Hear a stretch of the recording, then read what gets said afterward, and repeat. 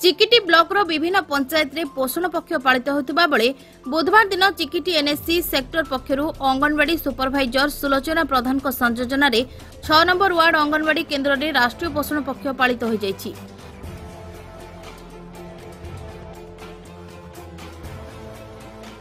ଏହି କାର୍ଯ୍ୟକ୍ରମରେ ମୁଖ୍ୟ ଅତିଥି ଭାବେ ସିଡିପିଓ ଗୀତାଞ୍ଜଳି ପାଣିଗ୍ରାହୀ ଯୋଗ ଦେଇଥିବା ବେଳେ ୱାର୍ଡ କାଉନ୍ସିଲର ଅନିତା ସାହୁ ସମ୍ମାନିତ ଅତିଥି ଭାବେ ଯୋଗ ଦେଇଥିଲେ।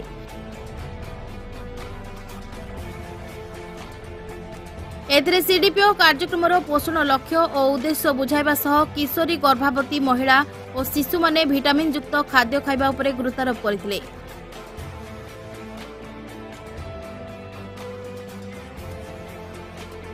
ଏହି କାର୍ଯ୍ୟକ୍ରମରେ ସେକ୍ଟରର ସମସ୍ତ ଅଙ୍ଗନୱାଡି କର୍ମୀ ଉପସ୍ଥିତ ରହି ସହଯୋଗ କରିଥିଲେ।